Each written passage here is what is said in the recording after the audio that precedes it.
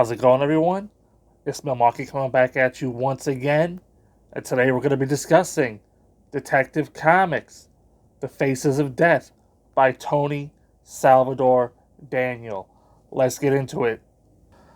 I don't know if you caught that, but this story is not written by Tony S. Daniel. That was the other guy, pre-New 52, who wrote all those stories that we didn't like. This is written by Tony Salvador Daniel. He put his whole name on this, so you know it's gotta be good, right? Right? Anyway, story starts off. Batman puts Joker in Arkham Asylum. While institutionalized in Arkham Asylum, the Joker has his face surgically cut off by a character known as the Dollmaker. The Dollmaker then captures Commissioner Gordon so he can lure Batman into a trap. Batman then gets captured.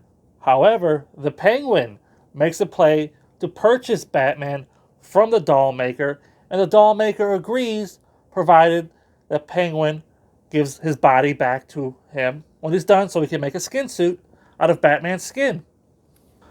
But before the deal goes down, Batman escapes capture and the GCPD raids the Dollmaker's hideout. The Dollmaker ends up fleeing the scene and he escapes. Surely, he'll be back, right? Batman chases a suspect through a Joker protest and finds a clue that leads him towards Penguin. Here, we get a strange backup story in the issues. Because remember, I read the issues that are contained in the volume, not the volume itself, but I read the issues. And so in this issue, we get a backstory for the son of Hugo Strange.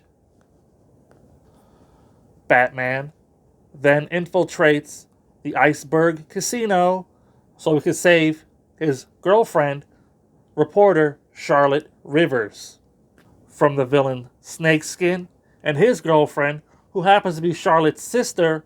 Oh, and by the way, she's also the mayor's daughter. What a small world. And that's the end of the story, folks. If you're wondering where was Dollmaker during all that at the end, you're like me. This whole volume was built around the Dollmaker. He cuts off Joker's face, he captures Batman pretty easily, and then he just disappears halfway through, and that's it for him. If I'm being honest with you, and I always am, the only thing that this volume has going for it is the Joker's face being cut off in issue 1. I'd love to give Tony Daniel credit for it, and he just may have come up with it. But I got a feeling that it was an editorial mandate coming down from on high, saying, this is Detective Comics, this is the flagship title. DC is called DC, after all, because of Detective Comics, right? The DC and Detective Comics. So they needed to have something big, something explosive for this first issue of the relaunch, right? So somebody came up with Joker having his face cut off. Probably Scott Snyder. Who knows? He does write the prominent Joker story in this time period where Joker has his face strapped back on or whatever. Death of the Family coming up eventually. So I wouldn't be surprised if it was him, and then they had Tony Daniel put it in his story so it could launch with a bang, because everybody was talking about that face reveal or the face off reveal or whatever. What's going to happen? What's Joker going to look like? What's going to go down? It got people talking about Detective Comics. It got people talking about Batman.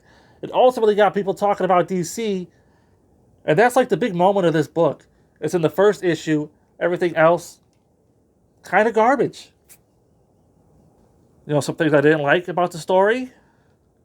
I felt the stories, ultimately, they were weak. The Dollmaker story, there's a bunch of infighting with the family. You don't really know who's who. It's related to a case from Gordon investigated, back in the day. It's the son of that guy or whatever. Batman knows who it is. And he doesn't capture him. The guy gets away. He's still out there. Whatever. The abrupt Dollmaker ending. Halfway through the book. I think this volume contains 7-ish issues. I didn't write it down. I should have wrote it down. But after issue 4, the Dollmaker is just gone. And you're thinking to yourself, oh, that was a great fake out. Surely he'll be back. No, he's just gone.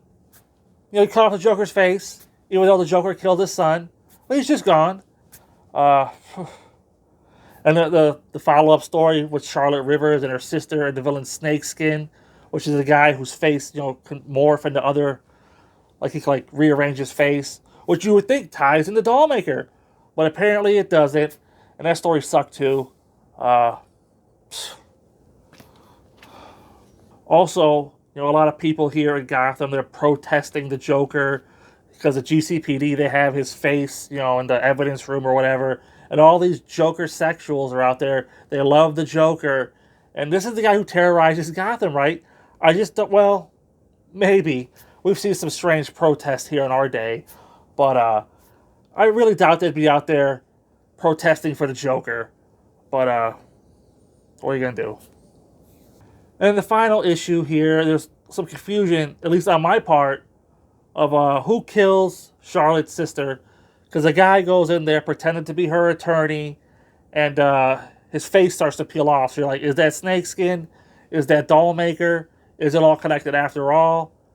We just don't know. I even tried looking it up online to find the official answer of who was that guy. But apparently, I don't know if it gets addressed again. The website that I looked at, it didn't have the identity of that guy. It's probably just one of those things where it's like, oh, should be interesting. But it wasn't. So yeah, I still don't know who killed her and if it even matters at this point. We got one more volume with Tony Salvador Daniel at the helm of Detective Comics before he gets Das Boot. So we'll see if he follows up. But knowing Tony Salvador Daniel like I do, I doubt it. Yeah, so all that being said, the really only highlight of this book happens in issue 1. Joker getting his face cut off. Everything after that, it's all downhill from there. Your mileage may vary, but yeah, it's just not intriguing anybody. So I'm going to go ahead and give Detective Comics, Faces of Death by Tony Salvador Daniel a 3 out of 5. Yeah, it's not the worst thing I've ever read. It's not even the worst thing I've read by Tony Daniel. Although there was Tony S. Daniel, not Tony Salvador Daniel. He's serious now. He's putting his whole name on the book.